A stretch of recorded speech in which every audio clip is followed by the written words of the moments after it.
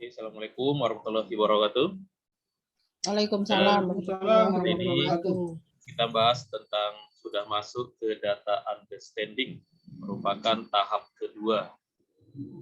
Data understanding ini dibahas biasanya dibagi dua, yang agak komplitnya ya. Yang pertama data understanding yang tidak pakai visualisasi, yang kedua data understanding yang menggunakan visualisasi. Nah, tujuannya sendiri adalah untuk melihat ketika data set pertama kali kita ambil atau kita mau gunakan, kita cek dulu datanya secara statistik maupun secara visualisasi.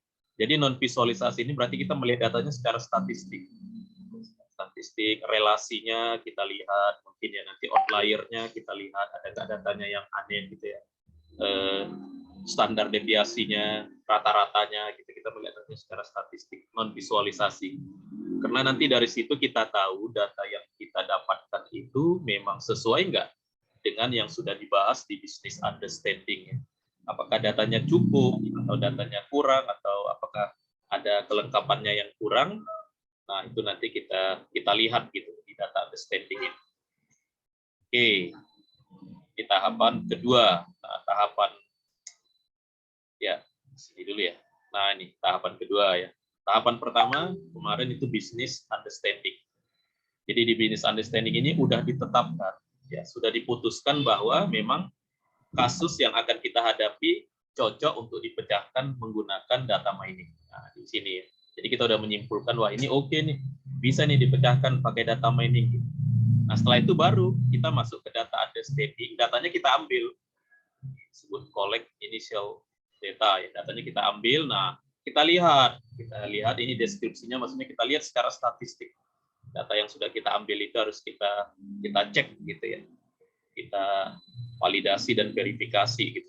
Kemudian nanti kita explore ini menggunakan tampilan-tampilan grafis ya, visualisasi apakah datanya itu. Nah, karena kalau secara visualisasi nanti lebih terlihat gitu ya, lebih mudah dipahami. Kalau mau kita pahami secara visual atau mau kita jelaskan ke orang lain, biasanya tentu lebih mudah gitu menjelaskannya ketimbang kalau statistik ini kan hanya tampilan data saja ya. Nah, sehingga nanti dari situ bisa diverifikasi bahwa datanya ini oke atau enggak untuk lanjut ke data preparation. Nah, kalau enggak oke nanti harus balik ke business understanding. Begitu algoritmanya. Mana dia ya? Ini dia. Ini, nah, algoritmanya begitu. Jadi dari business understanding kita melakukan data understanding yang sekarang ya. Kalau data oke atau nggak oke-nya gimana, Pak? Nah, itu nanti di data understanding nanti ketahuan dengan toolnya ya.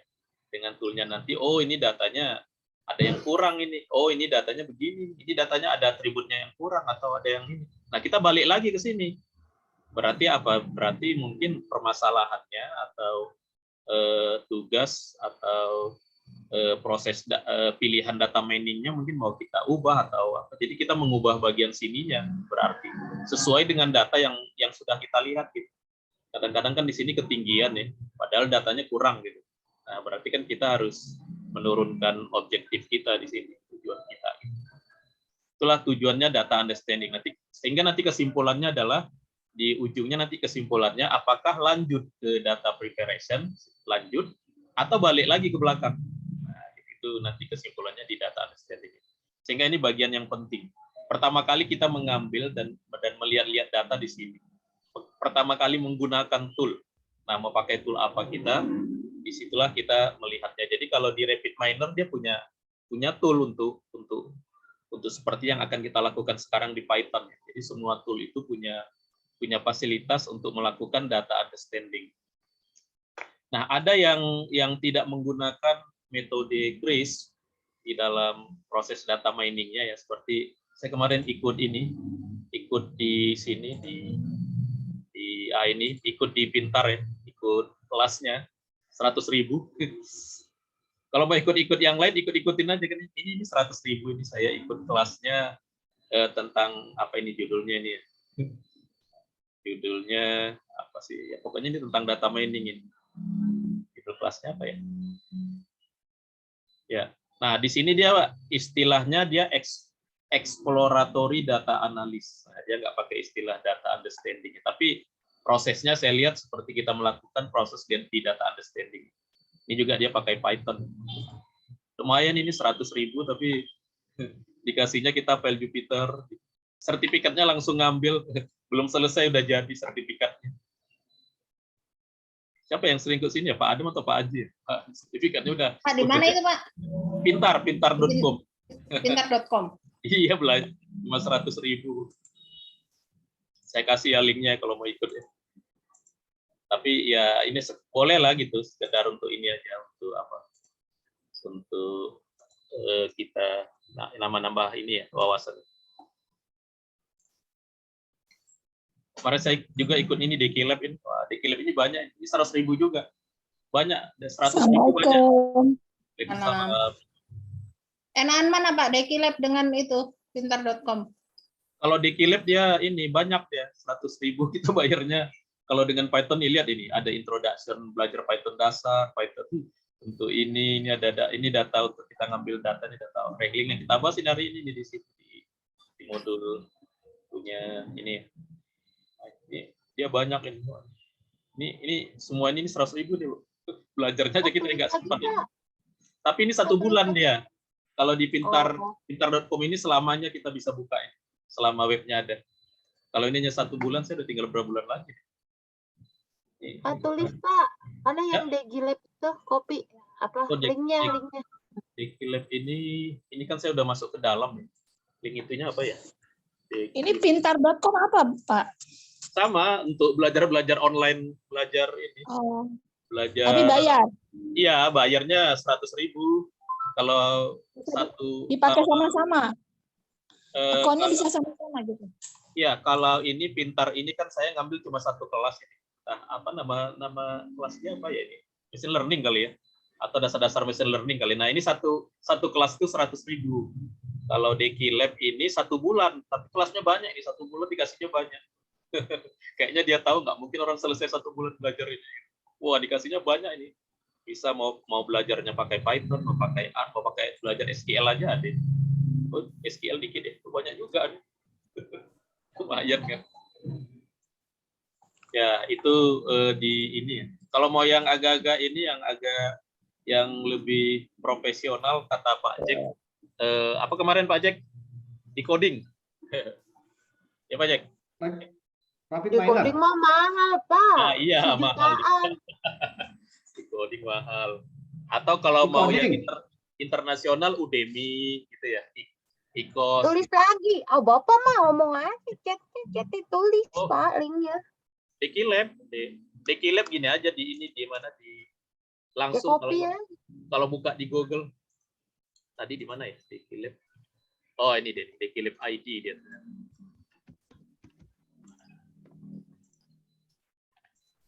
Ya, kalau lagi-lagi ini belajar itu aja. Saya di DataCamp saya yang dulu pertama kali. Kalau DataCamp dia nggak pakai Jupyter, pakai punya dia sendiri. Nah, ini DataCamp ini. Cuma kita nggak bisa nyoba karena dia punya ininya sendiri sih. Dia nggak langsung di dia gitu kita nyoba-nyoba. Tapi yang langsung online nggak ada Pak? Yang langsung online, yang langsung online di situ. Ini kan online semua ini. Oh, yeah. Ini online semua nih Pak Jack. DKLab, Pintar, yang punya dalam negeri ya. Kalau luar negeri nggak perlu pakai visual code gitu ya? Oh enggak, ya nggak perlu, langsung kita coba di sana. DKLab ini langsung kita coba di sana. Ini saya udah coba berapa ininya. Kita coba langsung di dia gitu. Nggak pakai Jupyter ya, nggak pakai VS Code juga.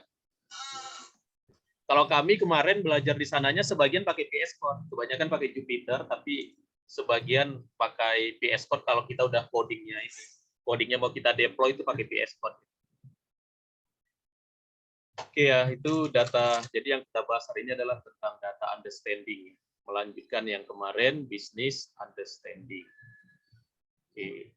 Nah, yang akan kita bahas itu yang pertama data understanding itu apa, yang kedua, nah ini belajar sumber data itu nanti dari mana aja, susunan datanya, tipe-tipe data, model data. Gitu. Nah, cara ngambil datanya, jadi perhatian nanti gimana cara ngambil datanya dan melihat datanya di tool yang tempat kita ngambil nanti. Cara ngambil data untuk kita data mining itu gimana nanti. Oke, ini lanjut aja ya. Nah, itu apa data? Nah, data understanding itu dilakukan setelah proses bisnis. Setelah bisnis understanding ya ini ya. Dilakukan setelah ini gitu. Jadi kalau di Kris DM itu kita diminta patuh gitu dengan langkah-langkah ini. Kan banyak orang yang kayak yang di Pintar tadi kan dia langsung aja ke data understanding gitu ya. Dia nggak membahas masalah business understanding sekedar aja gitu. Dan dia nggak nyebut-nyebut Kris DM juga. Kalau ini memang kita diminta mengikuti salah satu metodologi ya namanya ini ya. Secara akademis kan memang harus ada metodologi ya. Kemudian tujuannya untuk mendapatkan gambaran tentang data kita. Tujuan dari data understanding. Ya, dilanjutkan nanti, kalau oke, maka dilanjutkan ke data preparation. Kalau oke ke data preparation. Kalau nggak oke, ada nggak sini? Kalau ini, kalau nggak oke kembali mundur. Nah nanti kita lihat nanti apakah dari kita melihat itu apa kesimpulan kita nanti. Oke, nah mungkin definisi permasalahannya biasanya yang kalau memang datanya kurang ya kita ngalah di sini kan, jangan cita-citanya jangan terlalu tinggi ya. Objektifnya diturunkan biasanya kan karena kan data ini nggak bisa dipaksa ya. Nah ini biasanya dokumentasi kalau mau dibuat dalam bentuk laporan formatnya seperti ini. Jadi cara kita mengumpulkan data gimana ya, data source-nya apa, data yang saat ini yang ada apa, datanya dibeli atau gratis ya, purchase ya.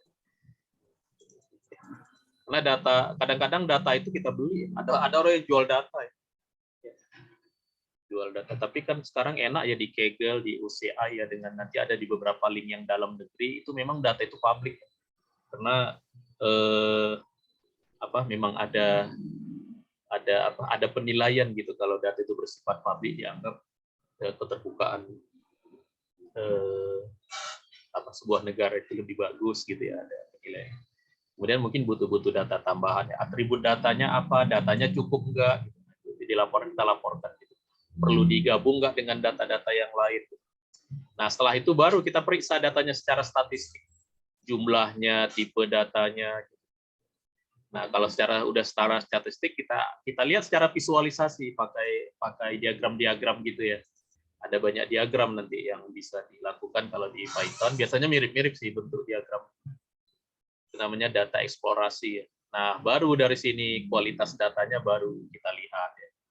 Nah, ini nanti gunanya untuk di data preparation. Datanya ada yang kurang nggak? Ada yang error nggak? Ada yang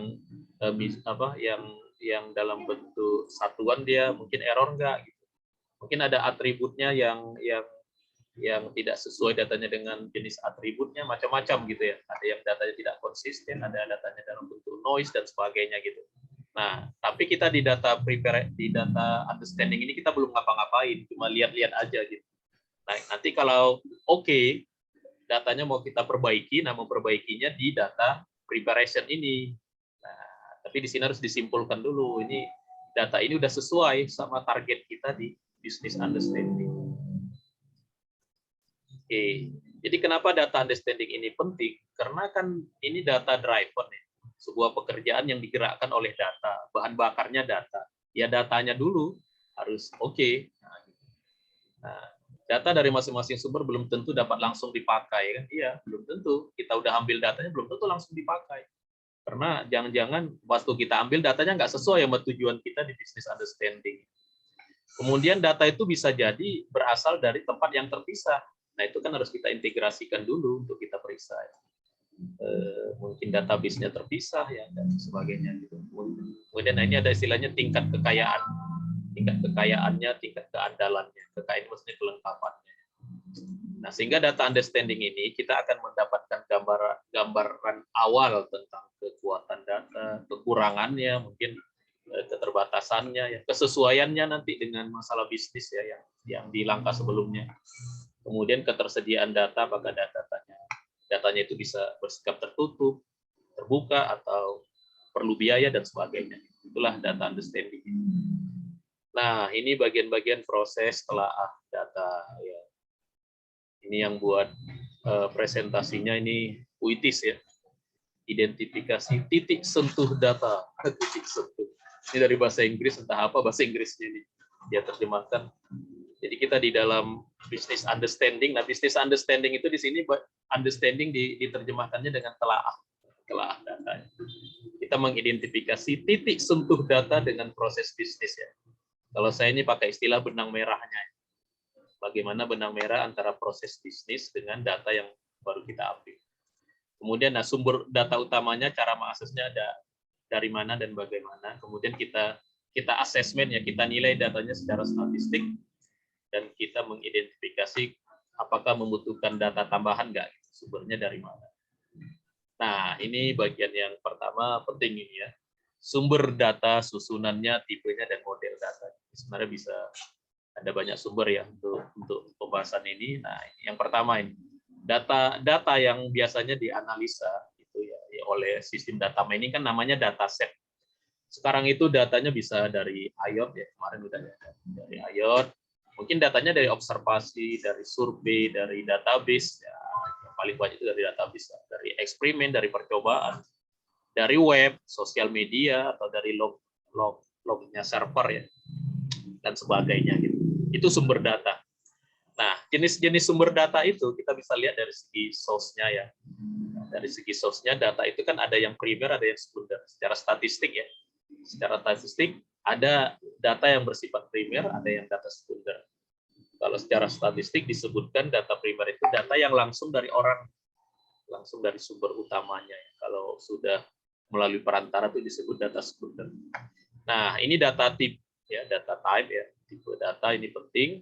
Tipe data itu kan secara umum ada dua ya, yang bukan numerik dengan yang numerik.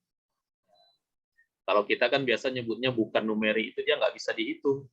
Kalau yang bukan numerik nggak bisa dihitung ya. Kalau numerik bisa dihitung secara matematik. Sederhananya kan begitu. Cara melihat tipe data ya, baik di program maupun di statistik ya. Biasa di statistik kan ada juga ya tipe data ya. Nah, dari yang bukan numerik ini ada yang nominal, biasanya lebih umum sih disebut nominal ya kalau di data saya. Nominal itu ya data nama, alamat gitu ya. Data-data dalam bentuk kalimat, dalam bentuk teks itu disebut data nominal. Tapi data nominal ini ada yang bisa diurutkan. Ya, kalau nama kan nggak bisa, urutannya nggak memiliki makna ya. Ya, nama Suzuki sama nama Herianto itu mana yang lebih bagus, lebih besar, lebih kecil kan nggak bisa.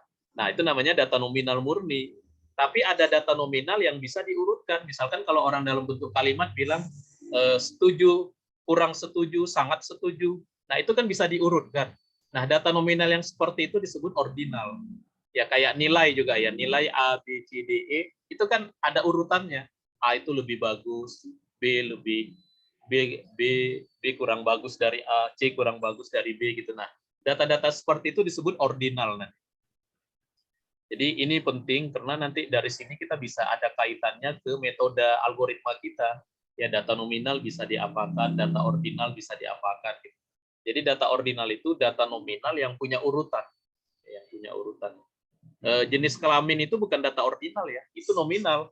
Karena laki-laki wanita itu nggak ada urutannya, nggak punya makna ya. Nggak ada orang bilang laki-laki lebih bagus dari wanita gitu. Sehingga itu masuk ke data nominal ya. Kode pos itu masuk ke data nominal ya. Nominal tadi, data ordinal itu ya data nilai dalam bentuk grade ya, atau skala Likert ya, skalanya Pak Jack ya, setuju, sangat setuju, kurang setuju, itu data ordinal itu ya, data seperti itu ya. Nah, itu data yang berbentuk teks tadi ya. Ini string nih. Ini biasanya tipe datanya string kalau di pemrograman ya. Nominal dan ordinal ini tipe datanya string. Nah, kemudian ada data yang berbentuk angka yang bisa dihitung. Nah, ini kan ada dua ya, ada interval, ada rasio. Nah, ini yang kadang-kadang susah ini membedakan kalau di ujian. Apa bedanya data interval sama data rasio? Kalau di buku-buku disebut data interval itu dia nggak punya nilai nol yang absolut. Kalau data rasio, ciri khasnya dia punya titik nol. Ada titik awalnya gitu, ada. Gitu. Itu kalau dijelaskan ya secara ini. Tapi dalam bentuk lain kita bisa juga jelaskan data interval ini perbandingannya dengan data lain itu tetap gitu. Jadi bisa kalau misalkan 4 kita sebut itu berarti 4 itu dua kali nilai 2, berarti kan itu bisa dibandingkan. Nah, kalau datanya bisa dibandingkan seperti itu tuh namanya datanya rasio. Ya. Makanya data-data yang rasio itu bisa dikalikan sama dibagi. Data interval nggak bisa dibagi dan dikali. Nah, gitu. Kalau kita bagi atau kita kali nggak ada maknanya. Karena dia nggak ada yang 2 kali lipat. Ya. Contohnya kalau derajat dalam Celcius, orang yang suhunya 20 derajat dengan 40 derajat bukan berarti 2 kali lipat suhunya. Itu makanya derajat Celcius itu disebut datanya interval. Ya, kenapa? Karena makna 2 kali itu bukan berarti 2 kali, gitu. Karena dia nggak punya titik nol absolut. Kalau rasio dia ya 2 kali. 2 kali ya. Misalkan apakah orang yang umurnya 20 dengan 40 itu berarti 2 kali? Ya kalau iya ya berarti dia data rasio umur. Datanya bersifat rasio. Ini kadang-kadang agak sulit juga membedakan datanya interval atau datanya rasio gitu. Perbedaannya secara numerik ya. Ini kan tadi angka dari angka. Nah, ini pembahasan seperti ini hanya ada di data mining saya lihat. Kalau statistik dia hanya membahas kalau tipe data itu ya data numerik sama data apa? Kalau di statistik kan data kuantitatif sama kualitatif. Nah, gitu kalau di statistik. Itu kan sama ya, angka dengan tidak angka. Nah, tapi kalau di data mining pasti itu semua buku itu membahas yang 4 ini. Nominal, ordinal, interval, rasio. Sehingga kalau ujian data mining berarti ini keluar ini. Apakah data ini termasuk ordinal? Apakah data ini termasuk interval gitu. Yang agak sering mengecoh itu beda interval sama rasio ini ya. Karena kedua-duanya sama-sama angka ya. Ya. Jadi data nominal ini nanti operasinya paling sama dengan atau tidak sama dengan. Nah, kalau data ordinal sama dengan nominal, tapi nanti dia bisa lebih besar, lebih kecil. Karena kan ada urutan itu kalau data ordinal. Jadi bisa jadi A lebih besar dari B. Nah, gitu. Tapi kalau data nominal hanya bisa sama atau tidak sama. Nah, kalau interval dia bisa tambah, kurang. Nah, dia bisa tambah sama kurang. Bisa dijumlahkan gitu. Nah, jadi misalkan dicoret-coret, Pak. Dicoret-coret ininya, tulisannya. Ntar ini kayaknya ada di slide berikutnya nanti Bu ini yang tentang yang ini. Ini supaya nanti di slide berikutnya saya nggak jelaskan lagi. Yang tadi yang interval ini dia bisa plus sama min. Jadi 20 derajat tambah 5 derajat sama dengan 25 derajat. Nah, itu boleh. Tapi nggak boleh dikali. Nggak boleh orang suhunya 5 derajat kali 5 gitu. Nggak boleh karena dia tidak sebanding dia kan. Karena dia interval kan ada batasnya. Kalau rasio ini semua operasi boleh. Mau sama dengan, tidak sama dengan, lebih kecil, lebih besar, kali, bagi aja. Data real itu data apa? Float. Data float itu data rasio. Oke, itu tentang tipe data. Ini nanti dibahas lagi di data preparation karena memang ini penting memahami perbedaan jenis data itu penting karena kaitannya nanti ke model data. Ada model data yang dia hanya bisa data numerik kan kayak regresi ya. Regresi itu kan dia hanya untuk data numerik. Data numeriknya interval atau rasio. Nah, itu nanti jadi masalah kalau data yang bersifat interval kita olah dengan model yang sebenarnya dia butuh data yang bersifat rasio gitu. Sebagian juga nanti data banyak yang di data-data rasio ini diubah ke data ordinal. Ada perintahnya di Python. Kita ke data apa dalam bentuk apa? Data dalam bentuk ini ya, skala gitu ya, skala. Oke, itu yang tentang dari segi tipe data. Kemudian dari segi ada data yang bersifat time series. Data yang bersifat time series itu data yang urut datanya terpengaruh oleh waktu. Nah, itu data time series. Nah, ada yang satu tunggal yang hanya dipengaruhi oleh satu variabel. Kalau banyak variabel disebut multivariat. Ini idenya dari statistik ini ya.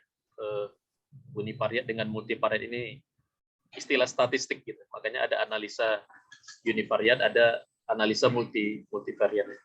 Nah, ada data yang bersifat graph ya. Nah, di graph ini tentu perbedaannya dengan diagram dengan graph itu bedanya sama tree ya, graph.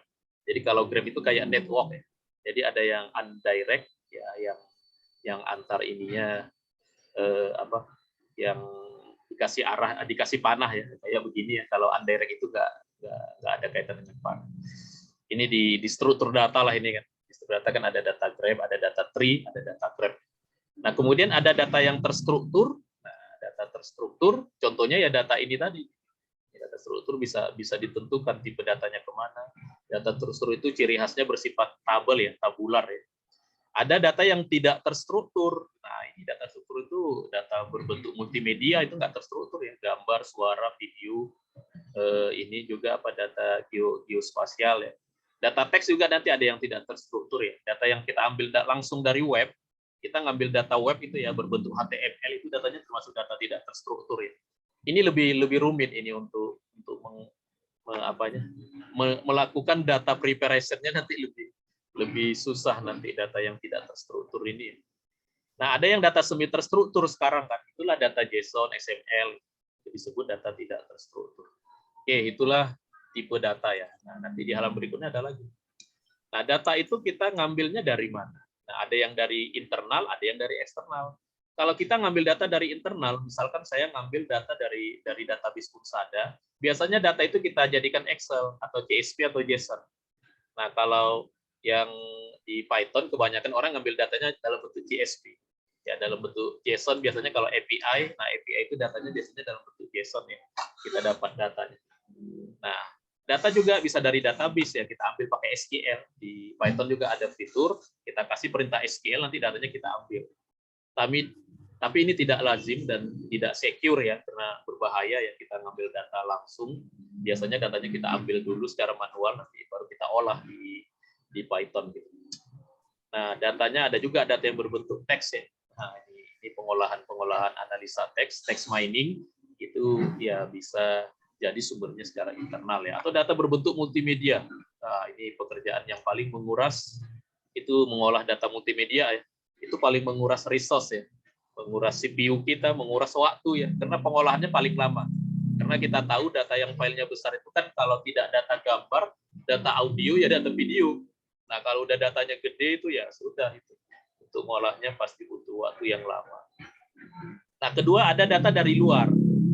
Ada data dari luar ya, yang sekarang ini kebanyakan data bersifat open, ya, repositorinya open, atau data yang bersifat public kayak Kaggle itu namanya datanya bersifat public ya, kita bisa ambil ini datanya langsung. Kemudian data itu data kayak ada yang dia tidak public, tapi kita ngambilnya dengan cara-cara khusus yang diberitahu biasanya di web itu cara ngambil datanya bagaimana. Biasanya pakai API ya. Oke, itu data sumber data. Nah, ini dia sumber datanya itu dari mana? Ini link-link sumber data. Jadi kalau orang bilang nggak ada datanya, ya ini begitu banyaknya sumber data, kok bicara nggak ada data ya. Nah, dari data yang dari Indonesia ini ada data GoID, kalau Jakarta, data Bandung, dari BPS ya.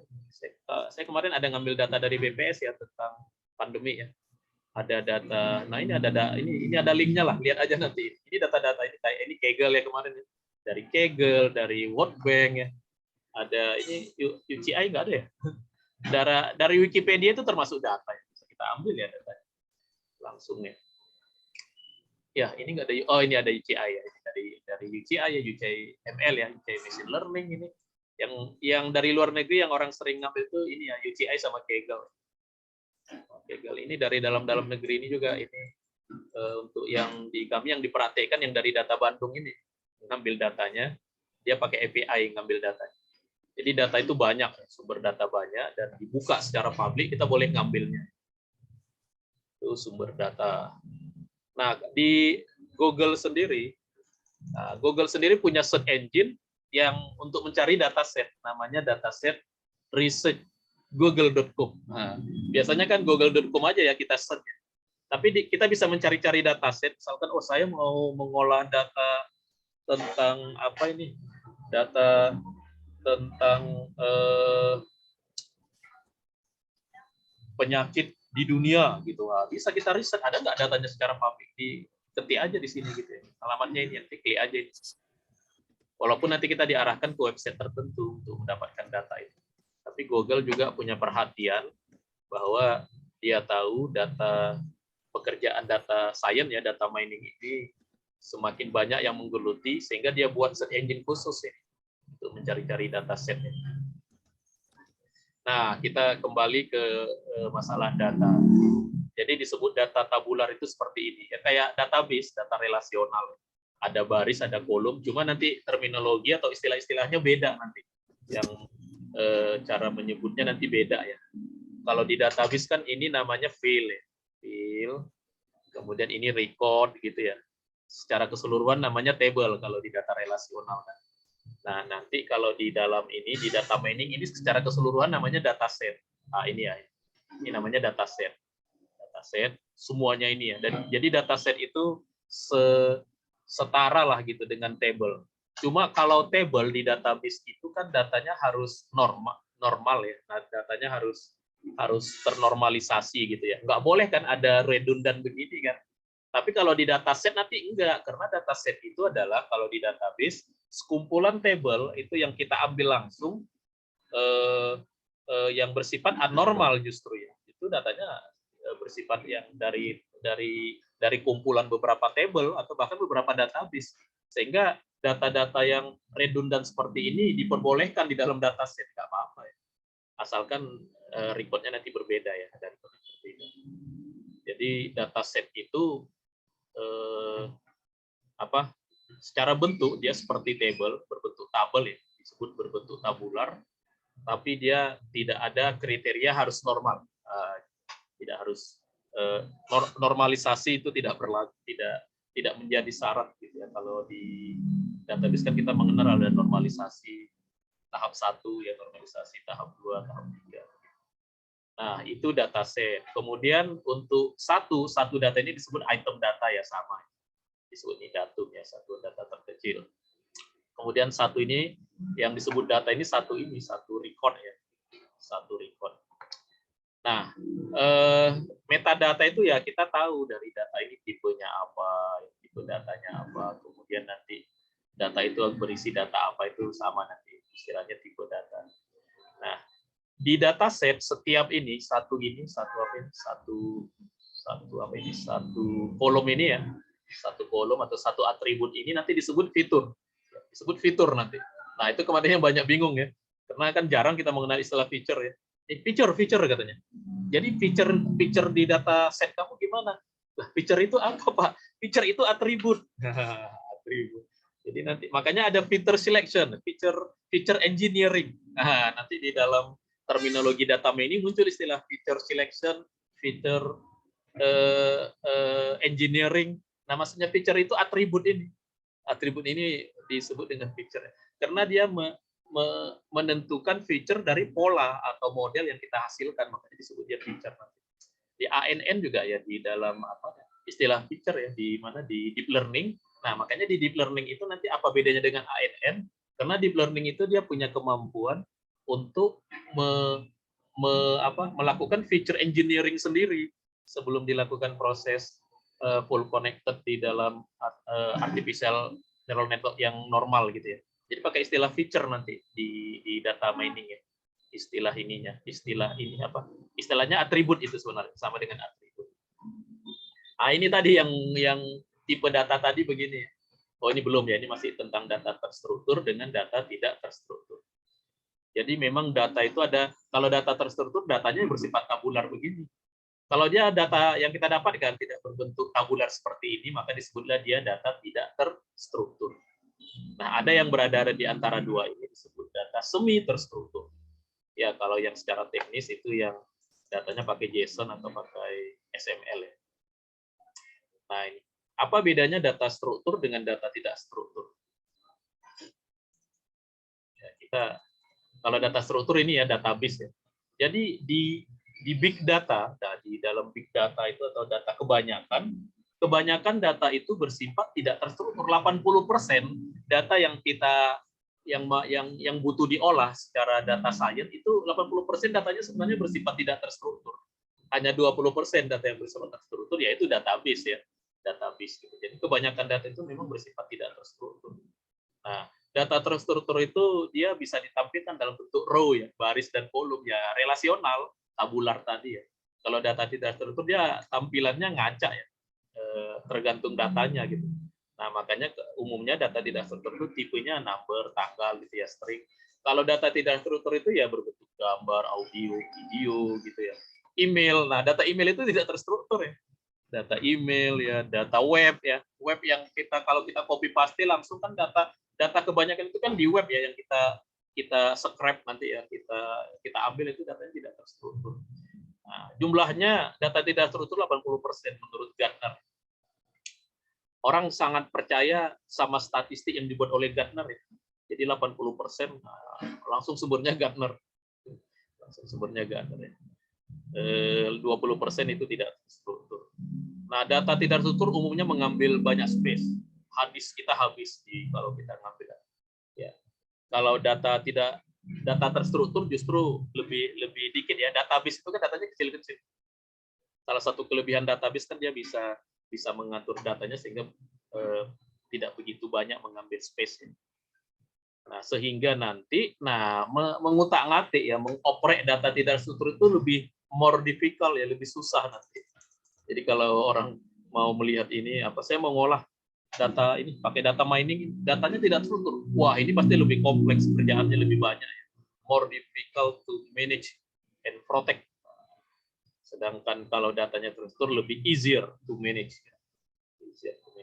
Saya proyek akhir saya pakai data yang terstruktur aja ya.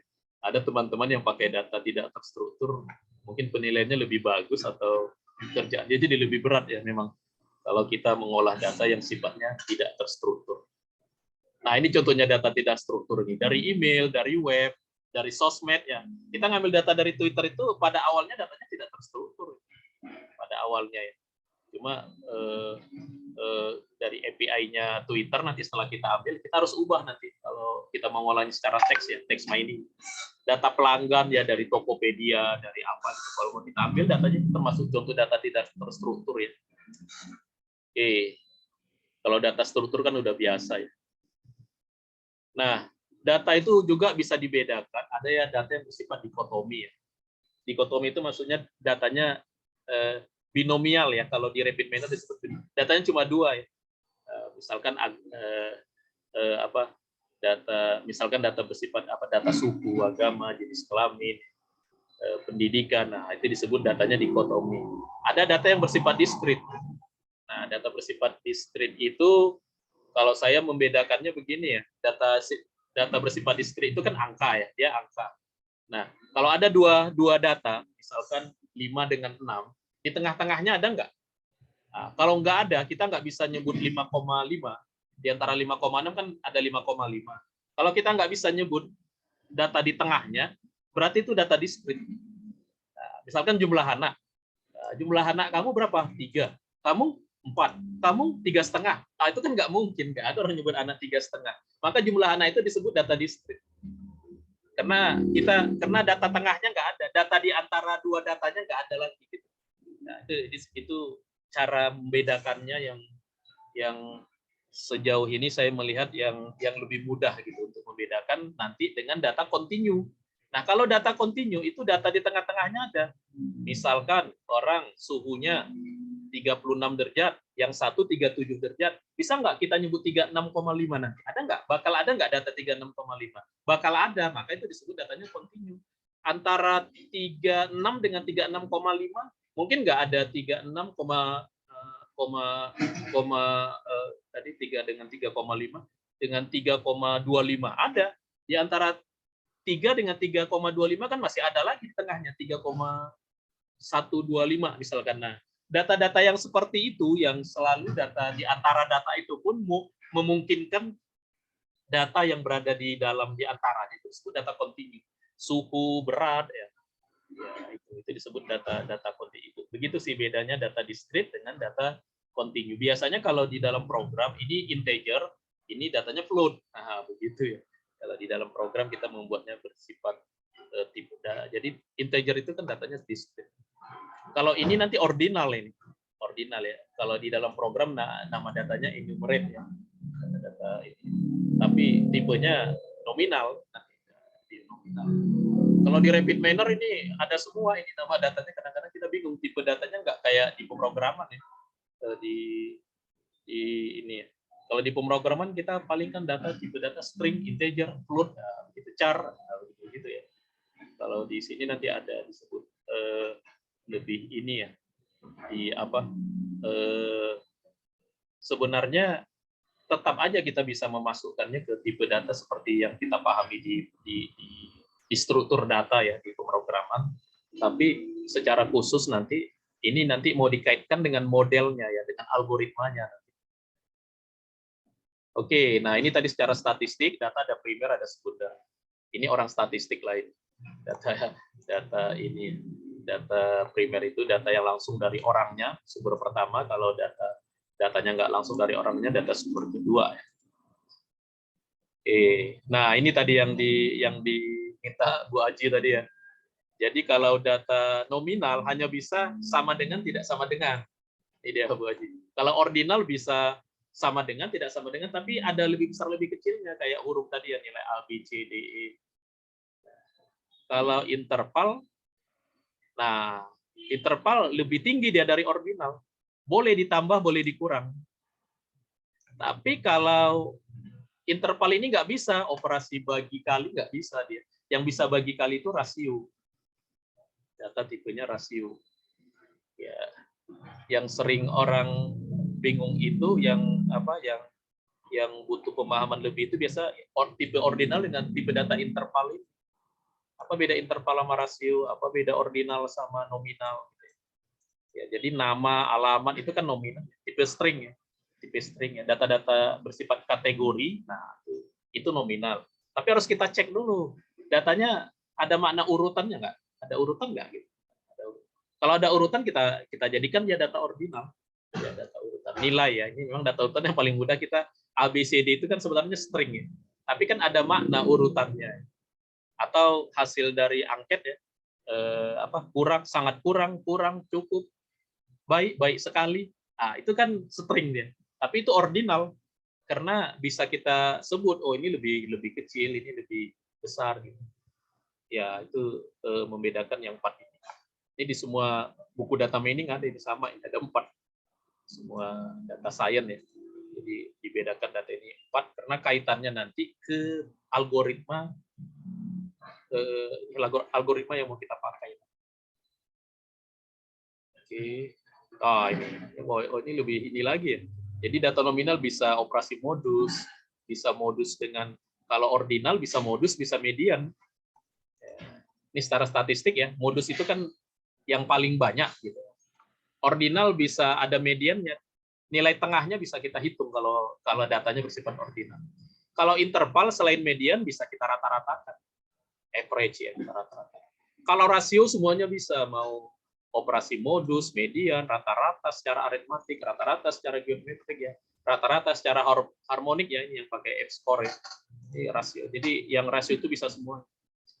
Nah, kalau rasio nanti bisa pakai grouping, bisa pakai ya.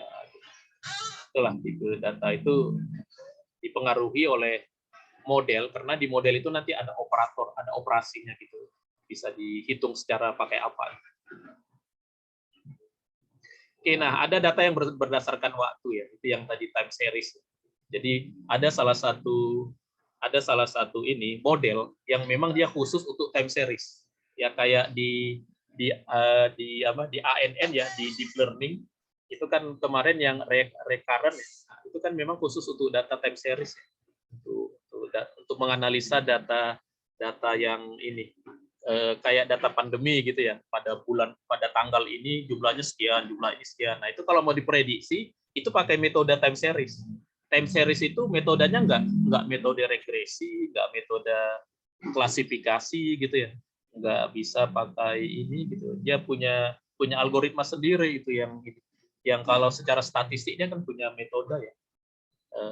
Kalau statistik kan ada ARIMA gitu ya, ada kalau statistik pakai regresi sebenarnya bisa, tapi regresi itu sangat ini dia kalau untuk memprediksi data time series. Ya, ada data yang bukan berkaitan sama waktu, tapi pada waktu tertentu, misalkan pada tanggal tertentu, itu namanya data cross section. Nah, ini tadi data tabular tadi. Ini dia. Ini data pada umumnya data yang kita kenal dan kita paling mudah pahami ya data begini ya, karena ini database kayak database tadi. Nah, ini record. Nah, record itu disebut baris, tuple. Ini fitur disebut fitur, feature. Ini. Jadi atribut disebut feature. Nah, atribut yang sama untuk setiap record biasanya diasumsikan memiliki tipe butir yang sama ya. Jadi dalam satu kolom ini kita akan anggap ini tipenya sama. Tipenya sama gitu. Sama kalau ini sama-sama angka, ya. Sama-sama string gitu. Oke. Kemudian nah ini ada data graph ya. Data graph juga data apa ya kayak struktur data lah ini. Tapi kemarin ini kita nggak ada mengolah data graph ya. Ini biasanya di XML ini RDF ini. Ini ada teman saya nih yang dia ahli mengolah data graph ya. Ibu Nur Aini Mawati ya, teman Bu Nur tuh. Dosen ITS Bu. Ibu itu ahli ini nih. Ahli dalam mengolah data graph. Sekarang dia banyak penelitian itu mengolah data di kabupaten-kabupaten di Jawa Timur. Masih sering itu Pak komunikasi Pak dengan si Ya, Aini. saya sering lihat-lihat IG-nya. Oh ini dia ngomong jadi pembicara dia di kabupaten ini, di kabupaten ini. Dia menghubungkan banyak kabupaten gitu untuk datanya disambung itu kerjasama sama pemerintahannya. Kalau disertasinya kan masjid dia menghubungkan apa gitu di data-data itu dia hubungkan pakai data graph begini untuk data antar masjid di Indonesia begitu ya buat jadi disertasinya ya. Ada komen-komen juga kita di IG. Kemarin dia komen saya buat ikut pelatihan itu dia komen di IG namanya Mama Android Bu, dia ahli Android itu Bu. Jadi namanya nggak nama dia, tapi nama ininya Mama Android. Nama apanya? Nama iya. Ini iya. Android ya. Nama itunya itu. Dia mau jadi wanita Android gitu. Karena di Android kurang wanita. Di IG-nya dia ini. Di IG-nya dia pakai nama Mama Android.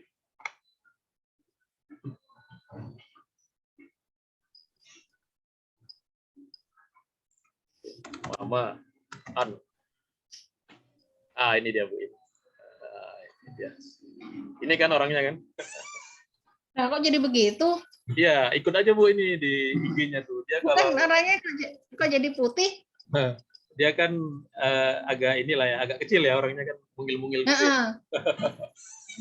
Agak berubah tapi Pak. Di masyarakat dia ikut penelitiannya kayak pakai filter Bu Timur. Iya. Pakai filter, kamera ini filter jahat. Iya, kan ada filter gimana sih baju. Ini loh Pak, ntar dulu bawah. Itu anaknya sudah dua anak. Ini yang sebelah ini Pak, yang sebelah kiri nih. Ini. Bukan, sebelahnya lagi ini. lagi. Nah ini ya, coba. Ini ibunya ini. Iya ibunya yang dia tuh yang sebelahnya yang sini, yang satunya. Iya, nah itu yang saya kenal kayak begitu. Yang itu. Iya. Yang itunya nggak berubah. Jadi dia kayaknya kalau di Depkominfo itu jangan dia jadi struktur Android itu kan di yang kemarin itu Bu, yang di Depkominfo kemarin ini kan ada melatih ibu-ibu ya, melatih para wanita membuat aplikasi di Android.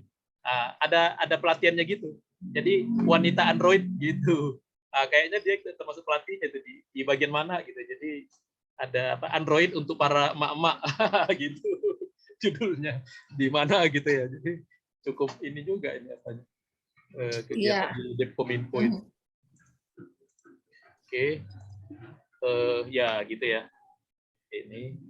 Nah, ini tadi yang time series tadi ya contohnya. Jadi memang time series itu jadi salah satu ini ya. Salah satu skim gitu ya di dalam data mining khusus gitu. Karena regresi nggak mampu gitu melakukan ininya prediksinya sering tidak ini sehingga ada satu model khusus yang disebut dengan model time series. Nah, itu metode algoritmanya macam-macam itu di time series ini nanti. Jadi dia tidak masuk ke regresi gitu, tidak masuk ke apalagi ke klasifikasi gitu. Tapi algoritma khusus untuk time series. Nah, yang terkenal sekarang kan yang berbasis ANN kan, yang berbasis machine learning sekarang untuk time series ini. Karena memprediksi begini, itu kalau pakai regresi banyak yang ngawur kan hasilnya gitu. Kalau ini kan normal ini enggak ininya lurus gitu ya. Lurus. Kalau pakai metodenya sendiri tuh bisa lebih presisi gitu. Nah, ini oke. Sekarang bagaimana cara ngambil data? Nah, cara ngambil data untuk kita jadikan data set. Cara ngambilnya bisa manual, bisa pakai API. Pakai API kayak di Kaggle. Nah, ini yang diperhatikan di pakai API itu di Kaggle sama yang di portal data Bandung yang punya Indonesianya ya. Bisa pakai web scraping. Jadi dari web kita bisa ngambil data. Misalnya kita mau ngambil data dari Tokopedia, bisa kita scraping gitu. Ada toolnya. Cuma kan datanya nggak terstruktur, datanya berserak-serak ya. Nah itu nanti tantangannya gimana cara ngatur. Terserak-serak gimana tuh? Iya, datanya tidak yang disebut data teratur itu kan data berbentuk tabel, Pak Haji. Wah, ada banyak suara itu. Saya lagi di bandara. Oh, lagi di bandara.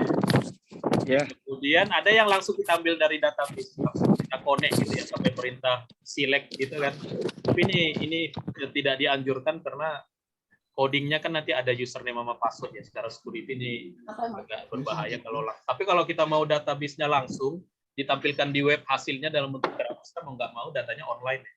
Mau nggak mau kita pakai cara yang ini. Oke, ini nanti ada prakteknya. Nah, kalau datanya langsung kita kunjungi kayak kemarin ya Kaggle, ya kita download aja udah dapat file CSV-nya udah jadi selesai. Nanti ya ini biar kebanyakan begini sih. Kebanyakan. Nah, atau mau pakai ini kalau yang oke. Kalau yang dari Kaggle ya kita buka Kaggle kayak kemarin, kayak datasetnya kan kemarin udah ya. Kita klik nanti langsung kita download. Ada yang pernah nggak mendownloadnya? Mendownload dari Kaggle ya. Dari Kaggle, nah ini kaggle.com. Kita cari apa? Kita search aja gitu ya. Kita mau ngambil data apa? Ya, ambil data apa ya? Ambil data tentang analisa ini yang banyak kalau penyakit itu kok penyakit diabetes ya. Yang sering dianalisa orang tuh ini diabetes atau diabetes diaset gitu. Jadi karakter orang yang sakit diabetes gitu. Klik aja nih, klik. Nah, ini kan ada download aja udah. Gitu aja. Bisa ada penanganan sorry ya. Kalau di sini nanti semuanya. Tapi kalau ada beberapa nanti ini kebetulan satu ya. Kalau satu aja ini. Nah, ini. Klik ini langsung di-download dapat file CSV-nya. Nah, filenya CSV ya. CSV ya. Ini saya letakkan lah ini di mana ya? Boleh ulang lagi nggak Pak Her? Boleh ulang lagi nggak Pak? Oh, caranya Yang boleh. tadi. Oh ya. Dari Kaggle, kita dari Kaggle awal kan kaggle.com. Kita punya akun dulu Bu ya kan. Kita udah punya akunnya ini dari supaya kita bisa masuk ke dalam dari Kaggle. Kita cari aja kita mau data apa bisa kita search atau kita bisa lihat kategori. Kita bisa ini udah dikelompokkan nama Kaggle ini Bu, mau data berdasarkan data pendidikan atau data apa gitu. Kita bisa ini berdasarkan data penjualan ini kan, market. Banyak ini dia ini data penyakit gitu ya, data kalau yang terkenal itu kan data iris, data tentang bunga, jenis bunga ya. Itu sangat terkenal itu diolah oleh para data scientist itu data iris karena dia ada gambar ya, jadi ada gambar-gambar bunga itu bisa diolah pakai ini ya, pakai pengolahan image ya. Ada juga datanya yang bersifat teks. Nah, ini kita mau cari, oke, kita bisa juga kita cari gitu ya. Mau nyari data apa? Oh, ini terkenal juga ini Titanic, data Titanic. Jadi Titanic ini sering diolah oleh para data scientist, data Titanic. Titanic yang ini, yang kapal yang tenggelam itu rupanya data penumpangnya ada. Nah, di situ diolah orang yang hidup itu karakter orangnya gimana, yang hidup, yang meninggal gitu. Mana yang lebih banyak meninggal, laki-laki atau wanita. Kemudian nanti bisa ketahuan ini orang yang pergi ke Titanic itu ternyata tingkat ekonominya bagaimana. Kalau mau ambil kita klik aja nih, kita klik salah satu ya. Satu kita klik.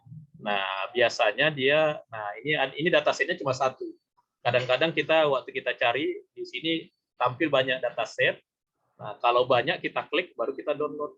Ini kalau satu ini langsung ini dari sini. Ini download, klik download. Nah, udah kita download dan jenis filenya file CSV ya.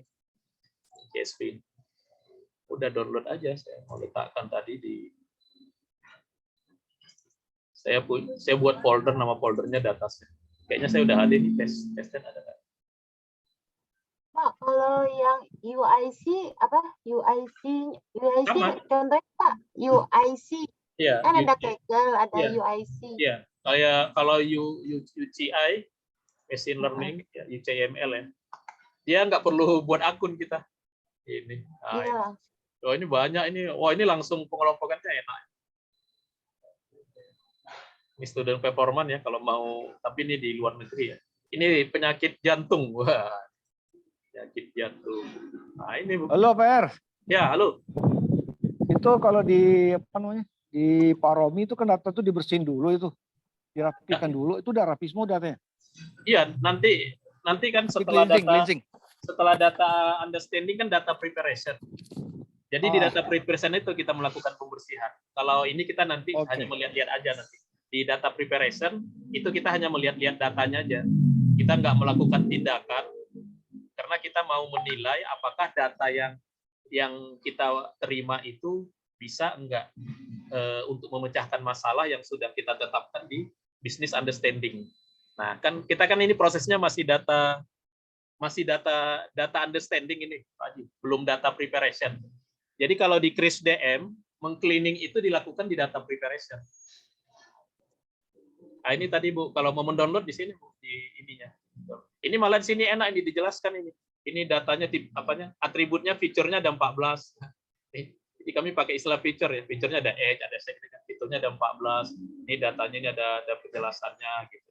Nah, ini bisa kita bisa download.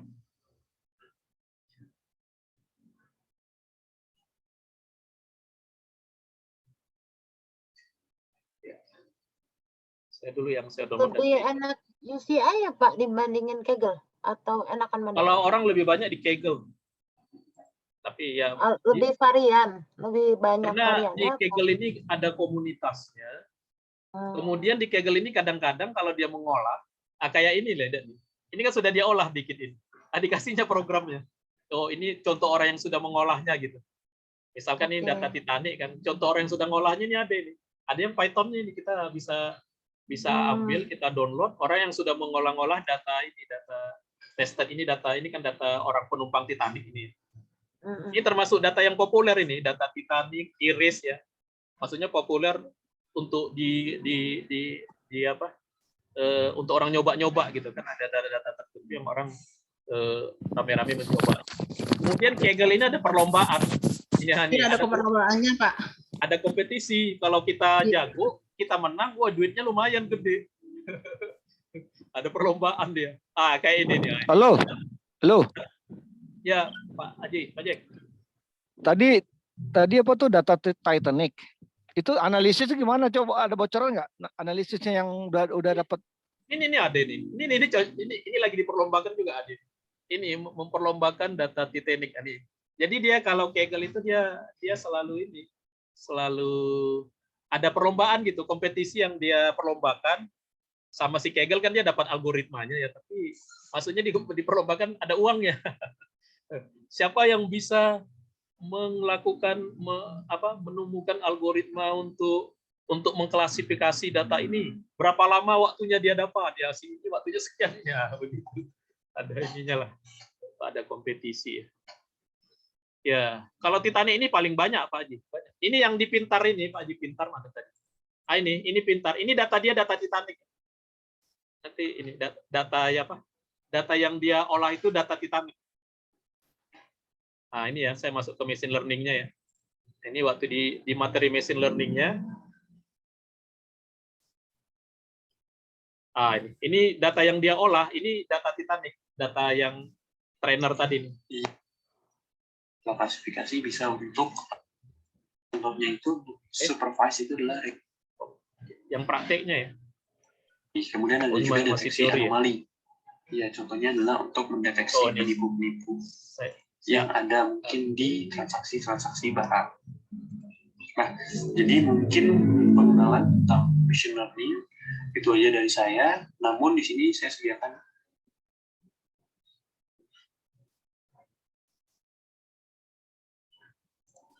suara. Ini di Pinter Pak yang ngajar. Kalau misalnya kita coba cek minnya, yang akan dihasilkan adalah kemudian nanti di modul kita juga ada yang pakai data Titanic. Pokoknya ini sering digunakan. Titanic, iris ya, iris data. Tadi mana tadi? Kita, apa Ya iris bunga itu Pak. Ya, Iris bunga ya, yang di buku skit ya. iya, pokoknya rata-rata orang pakai itu sih kalau baru iris itu untuk klasifikasi dia bagus klasifikasi. Makanya Kalau orang yang menemukan pakai dataset iris itu semestinya itu sebuah, kalau kita bisa menemukan satu dataset yang bisa digunakan untuk mencobakan mungkin algoritma klasifikasi atau mungkin clustering, itu sebuah penemuan itu menurut instruktur yang ngajar dulu Pak Made ya, Imade Wayan namanya. Dia nggak tahu, dia paling sering dia gini ngomongnya, dia begitu. Indonesia sangat kekurangan orang yang punya perhatian ke dataset.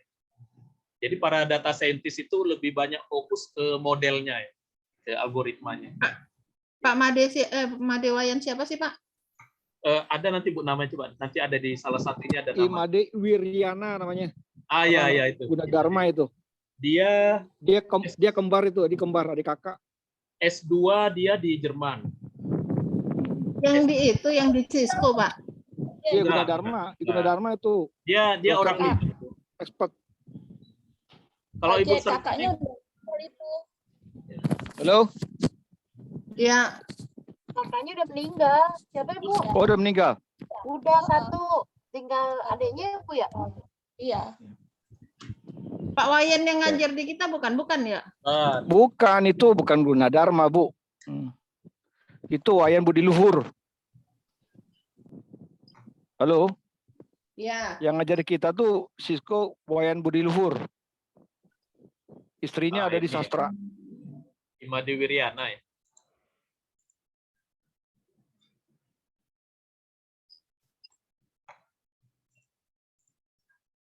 Jadi Bapak itu waktu ngajar masalah ini, data preparation kan dia juga kemarinnya yang ngajarin kami gitu.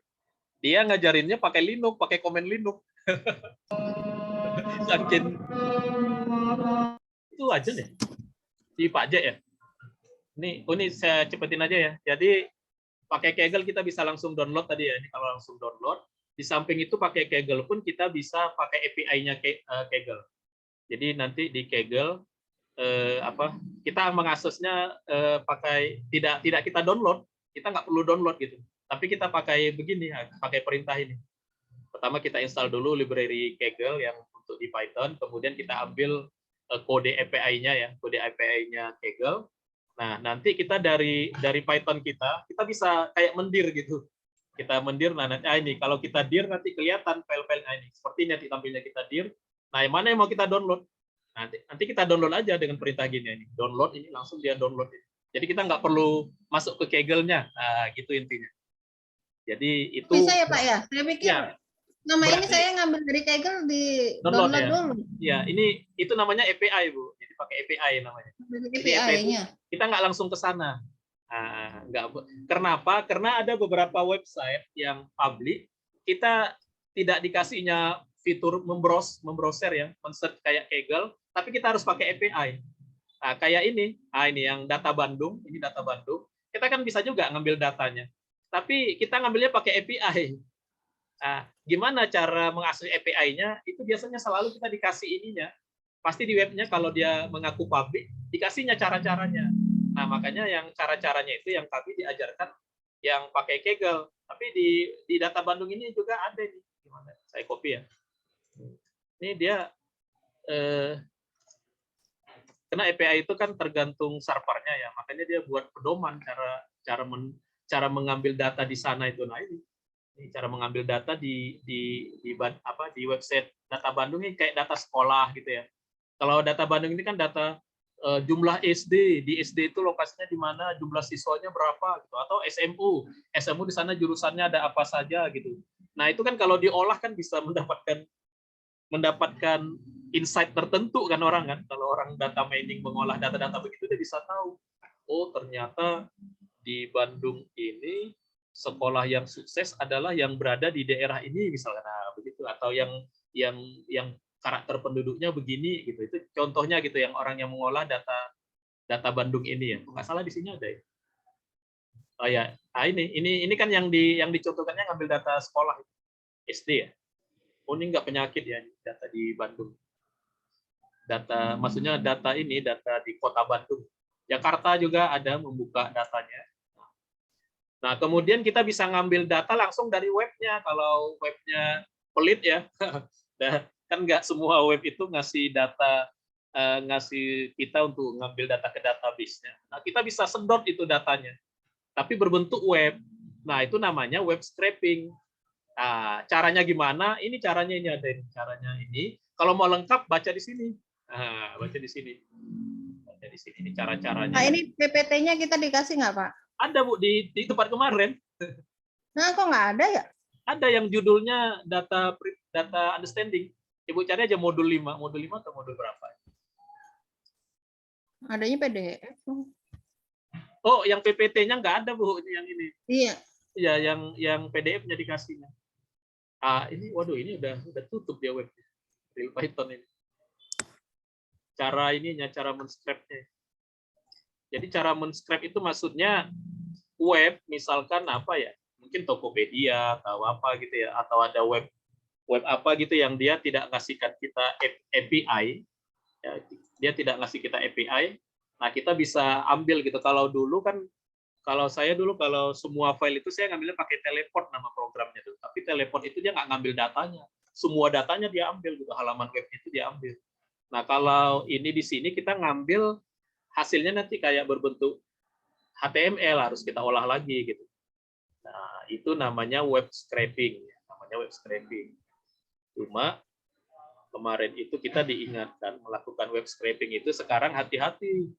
Karena kalau ketahuan itu bisa menjadi salah satu celah hukum juga kan, kita ngambil data orang tanpa itu katanya Pak. Secara etika itu ada apa? Kalau menurut instruktur saya itu kurang etis kita ngambil data kalau dia tidak mengizinkan. Kalau dia nggak buat API berarti kan dia kurang mengizinkan, gitulah istilah dia. Ya tapi kalau untuk penelitian mungkin atau jangan kita sebut gitu, jangan kita sebut datanya dari sini. Kalau ketahuan dia kan dia protes. Intinya bisa gitu, secara teknis kita bisa ngambil data walaupun hasilnya datanya adalah tidak terstruktur. Nah, bisa juga langsung pakai database. Nah, ini udah saya lakukan, ini saya ngambil data langsung dari database kita pakai Postgre langsung. Tapi itu berbahaya kan. Kenapa? Karena di Python-nya kan kita masukkan username sama password. Kalau programnya diambil orang nanti bisa jadi terbuka. Tapi secara teknis kita bisa langsung mengambil pakai perintah SQL, pakai perintah select ini from ini gitu, where ini gitu. Oke, nah praktiknya ini udah praktik semua. Udah praktik semua. Nah, ini bahan praktik semua. Artinya nanti kalau mau coba bisa nyoba ngikutin aja.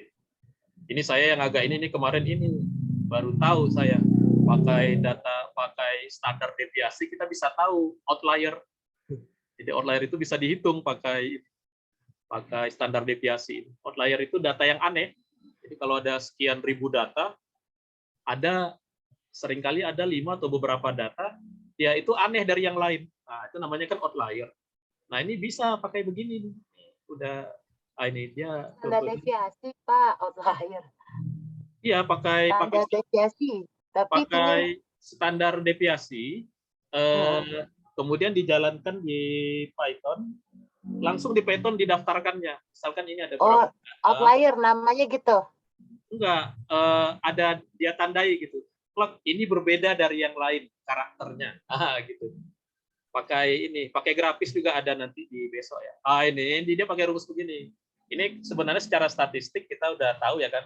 Kan ada kuartil ya, kuartil 1 2 3. Jadi rumus outlier itu adalah apabila dia lebih dari 1,5 kali kuartil yang terujung atau kurang dari 1,5 kuartil yang terujung bawah. Nah, itu definisi outlier yang salah satunya. Tidak semua outlier pakai seperti itu, tapi ini ada nama penemunya siapa ya?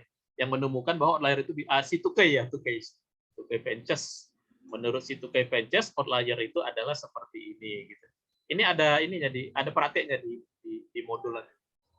Ah, ini dia. Ini program. Ini 1,5. Ya, ini pencilan ya. Bahasa Indonesianya pencilan ya, outlier. Ada bahasa Indonesia. Ah, ini kayak begini nih. Ini outlier, ini sebenarnya ini outlier. Kok aneh gitu. Yang lain datanya 20 ke atas, tapi dia datanya ini 1.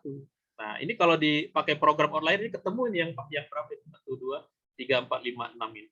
Nah, ini apa gunanya? Ini kan statistik ya. Ini kan bukan data science, ini belum data science, masih statistik. Secara statistik, begitu outlier ketahuan, ini harus diselidiki. Kenapa ini data dia 1? Yang lain kan ini banyak. Nah, setelah diselidiki, ternyata ini bukan data ini data pemain, ini pemain sepak bola yang dia masuk ke beberapa pemain dalam satu periode, dia gabung ke beberapa tim yang berbeda ya. Kan ada pemain bola itu kan ada begitu ya. Ada yang sudah di MU, dia main dia di West Ham, nanti dibayar dia gitu, diapain namanya itu ya, dipinjem dipinjem. Ya, ini nanti ini praktek, ini udah gitu sih. Itu yang pertama tentang tentang data understanding ya, tentang data understanding yang versi ininya, versi yang statistik. Perlu praktek nggak ini? Ayolah. Ya, kalau nanti ya, kalau mau mencoba sendiri itu ada di sini. Ini yang pokoknya yang 55 ini kan Jupiter ya. Ini Jupiter yang 5 ini ada 3 ini. Ada 3 ini. Ini Mana nggak kelihatan. Lepas. Aduh.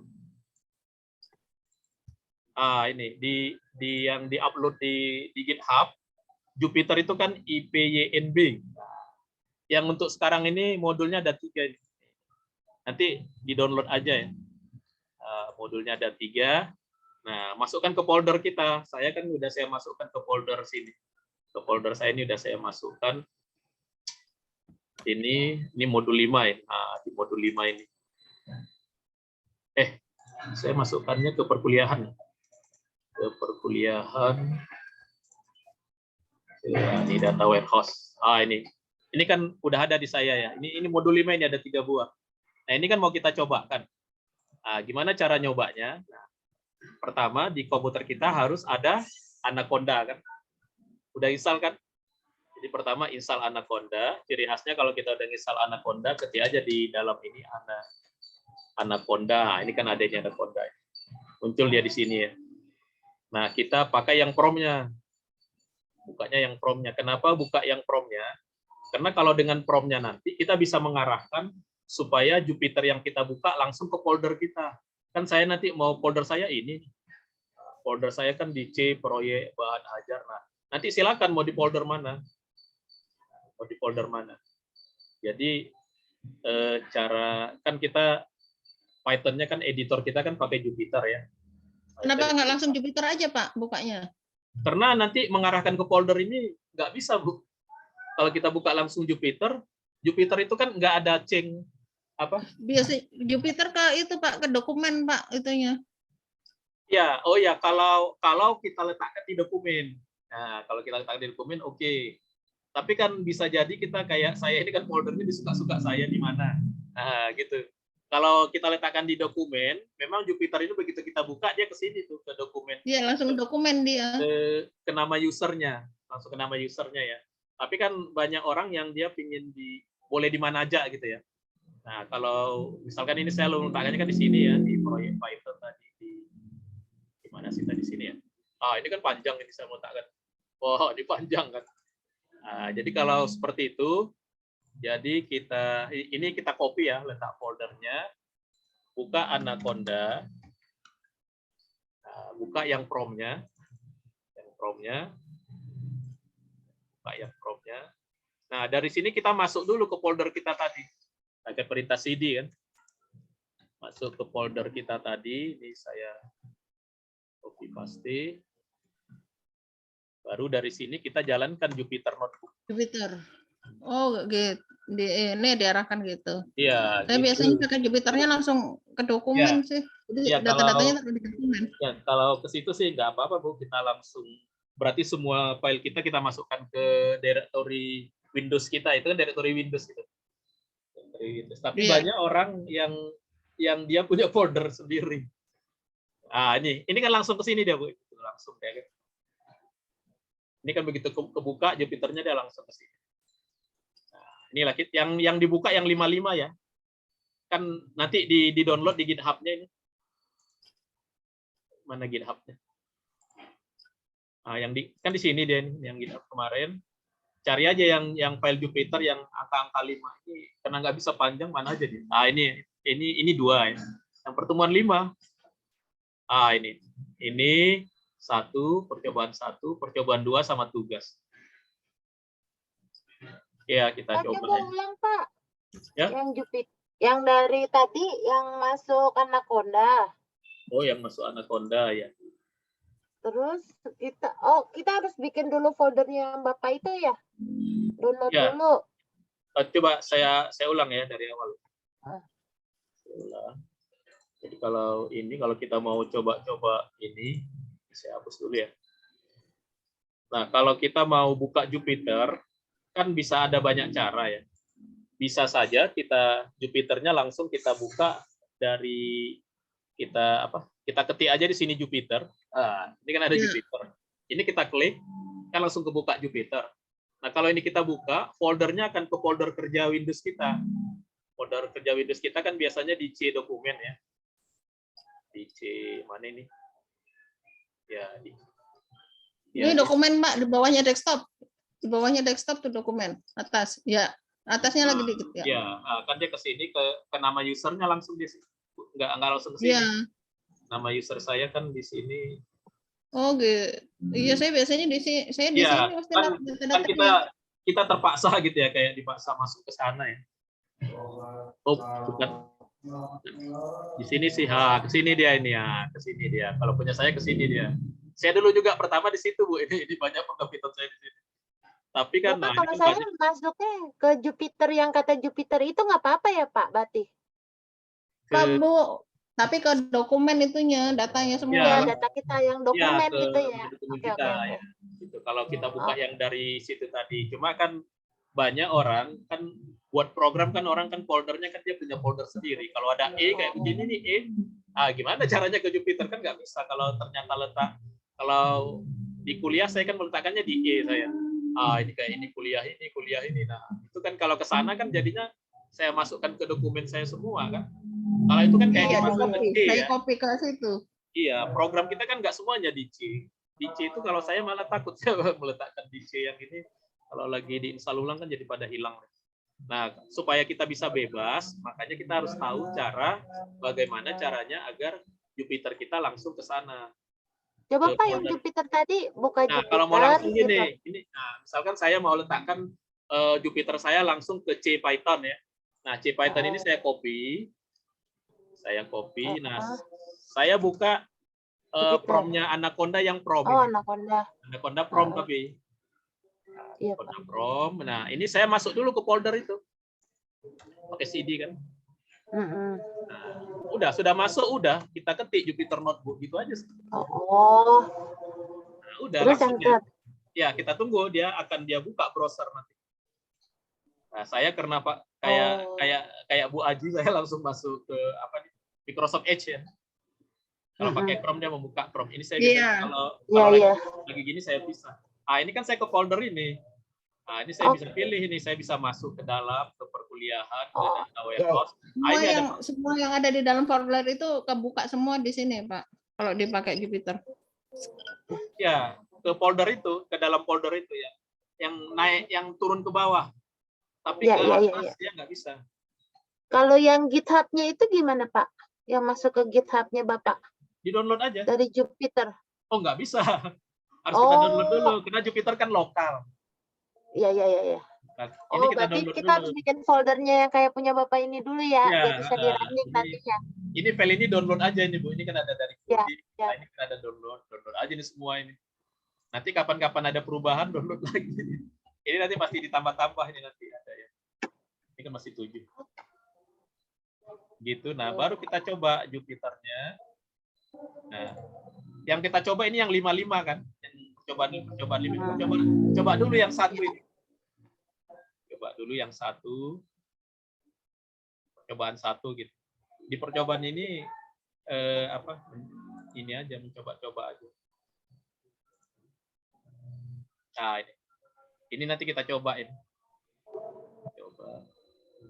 Mau dicoba sekarang nggak ya? Ajan. Iya, kan ajan. Gini aja ya, ini dibuka dulu. Coba percobaan 1. Coba nanti percobaan. Karena ini nyobanya nggak ada ngetik, cuma menjalankan aja. Oh. Paling mencari Ya udah, file jam ini. masuk. Ya, ini dicoba. Kemudian nanti ada tugas ini dicoba juga. Kalau ada masalah baru besok kita bahas.